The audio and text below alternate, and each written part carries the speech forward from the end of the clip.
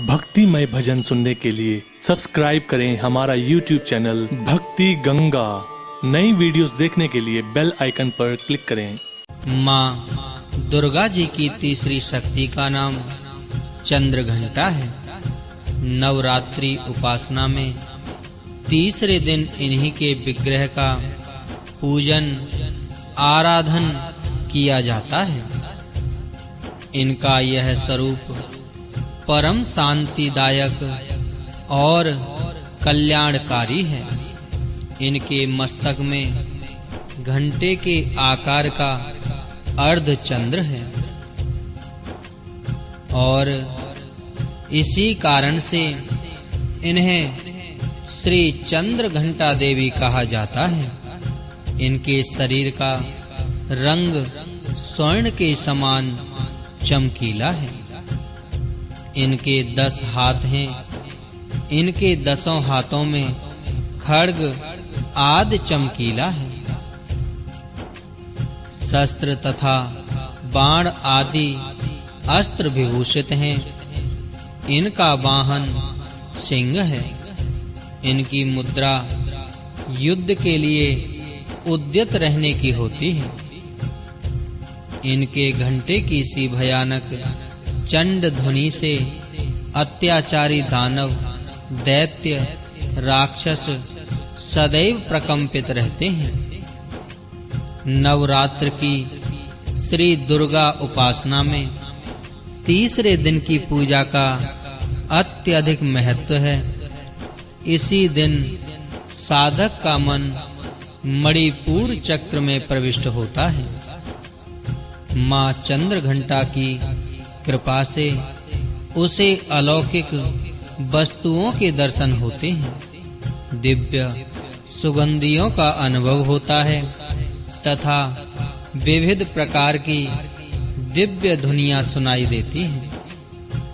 ये क्षण साधक के लिए अत्यंत सावधान रहने के होते हैं।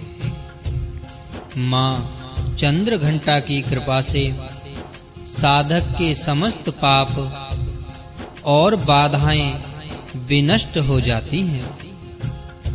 इनकी आराधना सद्यः फलदायी है। इनकी मुद्रा सदैव युद्ध के लिए अभिमुख रहने की होती है।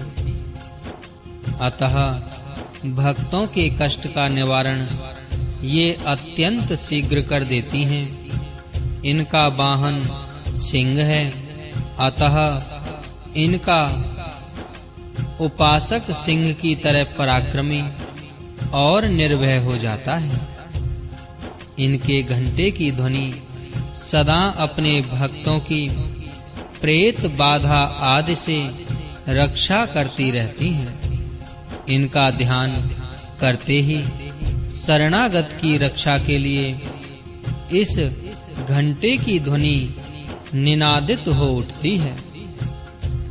दुष्टों का दमन और विनाश करने में सदैव तत्पर रहने के बाद भी इनका स्वरूप दर्शक और आराधक के लिए अत्यंत सौम्यता एवं शांति से परिपूर्ण रहता है। इनकी आराधना से प्राप्त होने वाला एक बहुत बड़ा सद्गुण यह भी है कि साधक में वीरता, निर्भयता के साथ ही सौम्यता एवं विनम्रता का भी विकास होता है। उसके मुख, नेत्र तथा संपूर्ण काया में कांति गुण की वृद्धि होती है।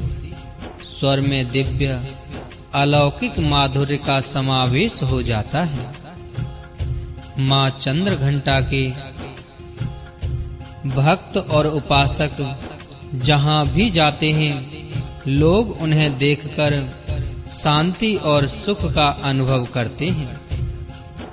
ऐसे साधक के शरीर से दिव्य प्रकाश युक्त परमाणुओं का अदृश्य विकिरण होता रहता है। यह दिव्य क्रिया साधारण चक्षुओं से दिखलाई नहीं देती, किंतु साधक और उसके संपर्क में आने वाले लोग इस बात का अनुभव भली भांति करते रहते हैं।